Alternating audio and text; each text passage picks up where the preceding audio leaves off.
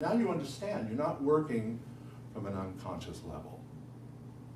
You consciously make yourself available to the world. How scary is that?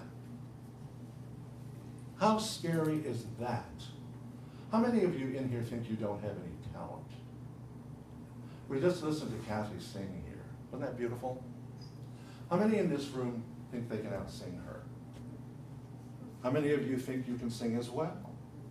How many of you think, well, you know, I could follow along if nobody heard me? Yeah. We sell ourselves short. There's a lot more musical talent in this room than even you'll admit to yourself. We sell ourselves short. We tell ourselves we can't do it. We're not good enough. What was the song that we sang this morning? I am enough? Enough of what? Enough of what? What are we enough of? What did I hear over there? This is the whole point of the message this morning. You plant, but you don't dig up the seed and keep looking for it, do you? Planting is creating the value. Trusting. I want to tell you something about trust. This might throw you off your loop. I hope it does. Do you know when somebody says to you, trust God, or trust Spirit, or trust the universe, or whatever phrase you happen to like there. Trust Jesus, trust Buddha, trust Allah. I don't care who the object is. When somebody says trust, what do you think that means? If I say to you, Mark, trust God, what am I saying to you? You guys can answer this too, I'm not putting him on the spot here. What does that mean? Trust. That you don't believe it. That God's there or whatever. It means taking it for granted. When you pray, take it for granted that it's answered. Don't hope. Take it for granted. You know, if somebody said, I'm going to take that for granted.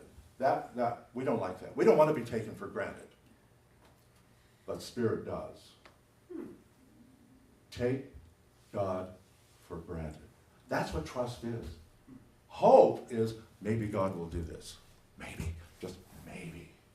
Trust is, I don't even think about it anymore. I am so involved and so engrossed in what I'm doing here, knowing that the Spirit lives at the center of my being. I don't even have to ask anymore. I take it for granted. Can we take Spirit for granted? Have we been doing that? Probably not. At least not as well as we could. When we talk about faith, you know, Paul said, faith is evidence and substance. He didn't say it was hope. He didn't say it was maybe. He didn't say get down on your knees and do all this stuff and maybe God will do a good thing for you. He said it was substance and evidence. And you know, very often, people miss that when it says, now faith is. Substance, evidence, taking Spirit for granted. Create value. You can make that decision right now in this moment.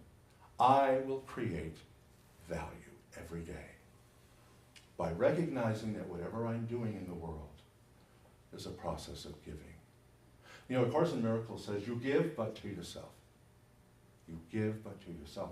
The Dalai Lama said, now get this, allegedly. Sometimes, you know, they say he says things that maybe he did or he didn't, but I like this. He says, be kind, even if for selfish reasons.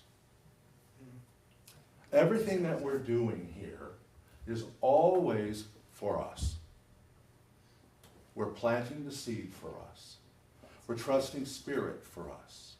And whatever the harvest is, it's always for us. Sure, all kinds of other people and creatures and the planet and everything else might benefit from that, but it is always for us.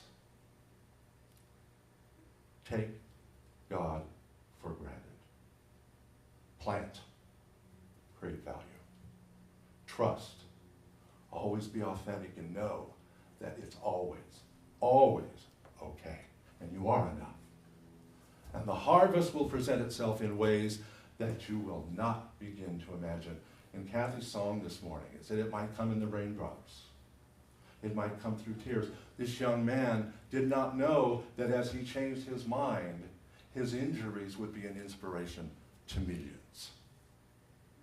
So, I offer that to you this morning. If you get nothing else from this message, remember that the law of attraction is simply give. And when you do that, you can take God for granted. Thank you so much for allowing me to be with you today. Yes, please. Yes, please.